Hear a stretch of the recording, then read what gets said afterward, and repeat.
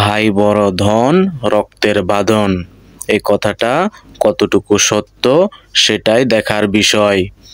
জমি নিয়ে ঝামেলা এখন অনেক জায়গাতেই, কিন্তু এমন ঝামেলা আপনি আর কয়টা দেখেছেন?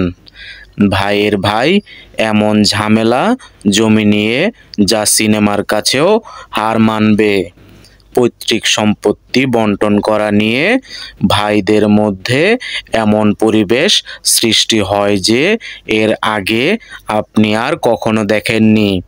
একজন ভাই আরেকজন ভাইয়ের উপর আক্রমণ করতে পারে জমি নিয়ে, তা মনে হয় আপনার সামনে এই প্রথম।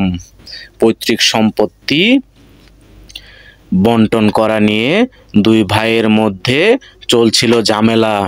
এক ভাই জমি সে নিজের মনে করে জমিতে চাষাবাদ করতে গিয়ে যখন আরেক ভাই বাধা সৃষ্টি করে, তখন তা অমান্য করায় দুই ভাইয়ের মধ্যে সৃষ্টি হয় বড় রকমের ঝামেলা। আর এই জমি নিয়ে ঝামেলার জন্যই তৈরি হয় দুই ভাইয়ের মধ্যে ফাটল। প্রত্যেকটা জায়গা সম্পত্তি নিয়ে মানুষের এমনটা করা ঠিক নয়।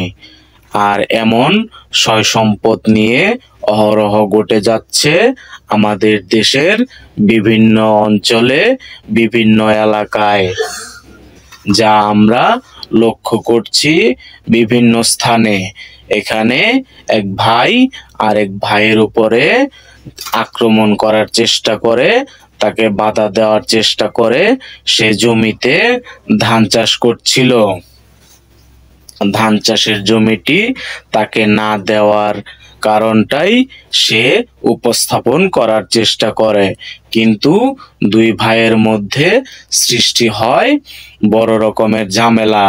আর এখানে দেখা যাচ্ছে দুই ভাই এখানে ঝামেলা সৃষ্টি করায় একজন আরেকজনের প্রতি আঘাত করার ব্যাপারটি অবশেষে একজন এসে তাকে ঠান্ডা করে নিয়ে চলে যায়। কিন্তু জমিতে থাকা সে ভাইটি এমন ভাবে বকাবাদ্য শুরু করে, অবশেষে সে আবার পুনরায় ফিরে আসতে বাধ্য হয়।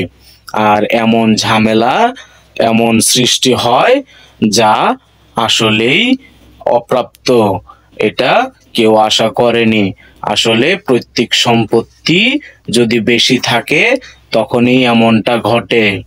এখানে দুই ভাইয়ের মধ্যে অবশেষে ঝামেলা করার ক্ষেত্রে যারা দায়ী তারা অবশ্যই আপনারা চিনতে পেরেছেন, জানতে পেরেছেন। এখানে ভিডিওটি দেওয়া হয়েছে আপনাদেরকে সতর্কমূলক হিসাবে, কেউ সিরিয়াসলি নেবেন না। সকলকেই ধন্যবাদ।